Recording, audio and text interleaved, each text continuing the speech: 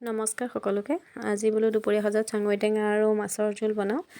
তাকে ঘৰৰ পৰা অনা চাঙৈ টেঙা আছিলে, এসপ্তাহেই হ'ল, চাওকচোন গোটেই পকি গ'ল। তাৰে দুডালমান বাছি ধুই ল'লোঁ প্ৰথমতে। আনহাতে এইফালে জুইকুৰা ধৰি ভাতকেইটাও বহাই দিলোঁ, যিহেতু আমি জুইত বনোৱা চচৰ ভাতহে খাওঁ। কুকাৰৰ ভাত আমি প্ৰায় খোৱা নহয়, চচৰ ভাতেই খাওঁ। এয়া ভাতখিনি মই প্ৰথমতে নমাই ল'লোঁ। হোৱাৰ পিছত এইখিনি কেৰাহীখন পাতি পেলাই তাত মই তেল দি আনহাতে এইখিনি মাছখিনিত নিমখ আৰু হালধিও সানি ল'লোঁ। লগতে এইখিনি চাওক চাঙৈ টেঙা উলিয়াই থৈছোঁ। ইয়াৰ যিহেতু সীতাখিনি নালাগে, পানীখিনিহে লাগিব। ইয়াৰ মোহাৰি পেলাই জোলটো উলিয়াই ল'ম, ৰসটো। আনহাতে এইখিনি আলুখিনিও বাকলি গুচাবলৈ আছে, সেইখিনিও গুচাই ল'ম মই। প্ৰথমতে মই মাছখিনি ভাজি লওঁ, তাৰপিছতহে আলুৰ বাকলি গুচাই লৈ কি দিওঁ কি নিদিওঁ আপোনালোকক দেখুৱাম। আনহাতে এয়া পিঠাগুড়ি খুন্দি আছে কেটলি পিঠা খাবৰ কাৰণে আমাৰ আৰু ভণ্টীয়ে। এয়া মাছখিনি মোৰ ভাজি হ'লেই আৰু চাওকচোন, গোটেই মাছ ভাজিলে গোটেই চাৰিওকাষটো চিটিকি গোটেই তেল হৈ যায়। সেইখিনি মই চাঙৈখিনি চেপি পেলাই ৰসটো উলিয়াই থ'লোঁ। আনহাতে এইখিনি আলুখিনিও মই ভাঙি ল'লোঁ। এতিয়া এই মাছখিনি নমাই লওঁ প্ৰথমতে।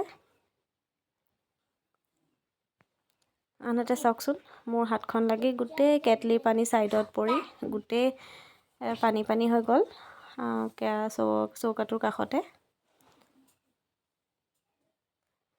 এয়া মই মাছ ভজা তেলখিনিয়ে থৈ দিলোঁ, যিহেতু সেইখিনি পেলাই নিদিওঁ আৰু। তাতে তেল অকণ দি তেলকণ গৰম হ'বলৈ দি আনহাতে কাটি থোৱা পিঁয়াজকেইডোখৰ দি ল'লোঁ। ইয়াত আপোনালোকে যদি পাঁচফোৰণ খাই কেইটামান দিব পাৰে।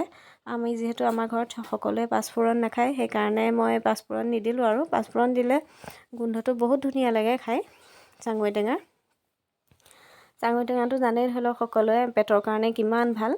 আমাৰ কেতিয়াবা পেটৰ অসুখ অশান্তি হ'লে আমি চাঙৈ টেঙা খুন্দি পেলাই তাৰ ৰসটো খাওঁ। এয়া পিঁয়াজখিনি অকণ ৰঙচুৱা ৰঙৰ হোৱাত তাত মই জোখমতে নিমখ আৰু হালধি দি ল'ম প্ৰথমতে।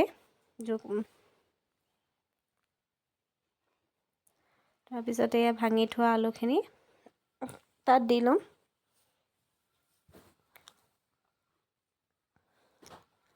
এইখিনি ভালকৈ অলপ ভাজি ল'ব লাগিব আলুখিনি।